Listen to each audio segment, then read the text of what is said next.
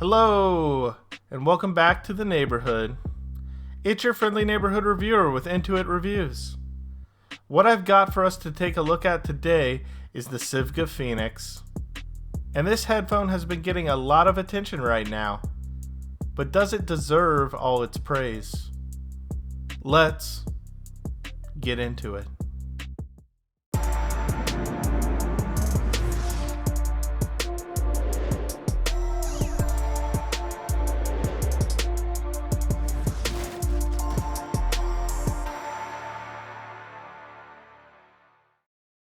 So the Sivga Pheonix hit the market not too long ago as a headphone that seemed to be inspired by the look of the Cindy Iva and Sivga's own clone of that headphone, the P2. But this time, the Pheonix sported a dynamic driver rather than a planar magnetic one. However, after hitting the market, the reviews started pouring in. Some loved it, and others felt more lukewarm or even confused about it. And after spending some time with the Pheonix myself, I understand why. The headphone itself is fickle as... In other words, it is extremely amp dependent and, interestingly, seems to be allergic to power. In fact, I found the Pheonix to sound best on my phone, the Pheo BTR3K, and the DAC-port HD on low gain. On higher power devices, anything over 1/3 of a watt really, they became bloated, muddy, and rather odd sounding. In fact, because of their amp reactivity, the sound of these is rather hard to describe, as they present wildly differently, depending upon source. Nevertheless, for the purpose of this review, I will try to do my best to describe the sound. But let's talk about the build first. Like the sound, the build is a bit of a mixed bag. They are mostly constructed of metal, zebra wood, and a soft leatherette material. The headband appears to be made of spring steel, and the clamp force is neither too light nor too firm, which is good because from a comfort and sound perspective, these need to be worn as on-ears, but more on that in a second. Of particular note, despite its solid construction, the headband is rather small, and its sizing may not fit some larger head types. The leatherette comfort strap is affixed to a tension mechanism that slides up and down the headband, much like the approach taken by Mr. Speakers, or rather now Dan Clark Audio. Positively, the yokes do swivel, and the screen mesh portion of these open-back headphones also appears to be constructed of a rather sturdy, non-pliable material. Having said that, both the cups themselves and their pads are simply just too small. And adding further insult to injury, the pads themselves are non-removable. Uniquely, my ears are both small enough to fit inside the pad or large enough to support the cup as an over-ear as well. I do not recommend these as an over-ear, however, as an over-ear, my ears touched the driver and the sonics suffered. These seem to need some distance between your ears and the driver itself to sound remotely normal, and the only way to achieve this is to wear them in an over-ear fashion. And while the zebra wood is beautiful, the single-poled 2.5mm connection at the base of each ear cup was another odd choice for this odd headphone. Although I suppose you could run them balanced with the right cable, this single-poled 2.5mm connection seems to be rarer to obtain in comparison to cables that use dual 3.5mm connectors or even other cables that support a dual-poled 2.5mm connector. The fabric line cable that comes in the box is nice and it is of a sufficient length, but it terminates in an unbalanced connection.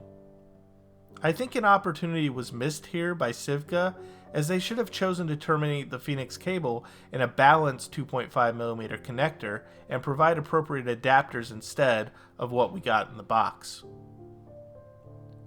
The inclusion of the butt case was a nice touch though. So on to the sound. These are warm boys. They perform best with V-shaped music, and there is a dearth to the mid-range.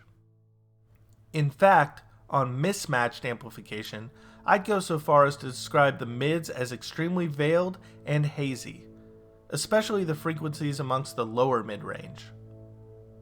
At moments, I thought the mid-range performance sounded like I was listening through Vaseline. For example, the song She Gathers Rain by Collective Soul just sounded like a muddy, hazy mess, especially the guitar parts. Rhythm guitar frequencies were generally a stretch for the Pheonix. A number of songs by AC/DC off their live album stick out as exemplars in my mind. Nevertheless, mid-clarity is ultimately best for the Pheonix on lower powered devices. The highs are rolled off but also smooth, and yet, at times, they have some intensity to them. Ironically, I would say that the treble is the best part of this headphone. And still, it's just not very good.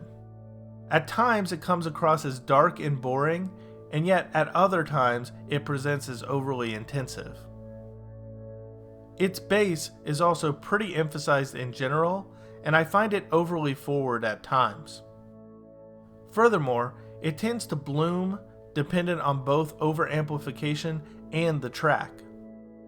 In a number of ways, the low end here stylistically reminds me of the bass of a sensitive bloated KZ IEM. When over-amplified, the bass here simply bleeds profusely, leaking out everywhere. Characteristically, the low end is soft, pillowy, and with loads of weight to it. It looms amongst the other sonics, resting in the mix like a heavy fog, overpowering, dominating, and domineering the soundscape. Dynamics are mid-bass focused, and there is some percussiveness to its sound. These sound like getting hit by a hard pillow from a cheap motel. Cohesion was also not a strength of the Pheonix, and again, things sounded increasingly disjointed as one added power to these cans. In my testing with the THX AAA 789, I could not go to the second gain stage without sonics falling apart, and everything sounded disconnected when I did this. The soundstage was also odd and rather minuscule. These sound like one is running off an inclined treadmill, whereas there is some depth to the presentation up and out from the listener, but there is also very limited staging on both sides. The stage is enhanced somewhat when worn in an on-ear position, and it's more egg-shaped, but there is still greater focus pointing out in front of the listener. Despite the fact that these cans are open, they don't really sound it, and while I had aspired to experiment with pad swaps here to rectify the sonics, this idea was ultimately a non-starter because the pads are non-removable. In summary, I won't be able to recommend the Sivga Pheonix, but that doesn't mean that it won't make someone else happy. Its build and sound are simply too peculiar, too flawed, and too finicky for me to give them a wholehearted recommendation for the masses, especially at their price tag of $255. In my eyes, these are ultimately a set of cans that are oddly warm and only sound good on a select variety of V-shaped music. With that said, because I had a varied experience with the Pheonix based upon wear style and amplification, I can also understand why some audiophiles have chosen to gravitate towards this Sivga. Both Ricky RDT, who sent these into the channel for review by the way, and Zeos from Z Reviews really like this headphone. And I suspect this may be due to each of them wearing them primarily as on-ears and powering them off mainly low-powered sources, such as the Pheo BTR5 in each of their arsenals. When I was initially discussing this headphone with Z, I shared with him my initial impressions, which were that I thought the Pheonix was pretty much a dumpster fire, at least at first. Thoughts to which he sent me the following message. Lies. They're amazing. Break them in and give me a real review. So I acquiesced and decided to investigate a bit further. And although I was able to find some silver linings in their use as a portable device with low power requirements, I just can't get behind the Pheonix myself. Nevertheless, hopefully both Z and the neighborhood feel that I have done this set some sort of justice here, and in the end, given them a real review. Let me know what you think in the comments below. But before I go, I just wanted to let everyone know that a lot of things are happening with the channel.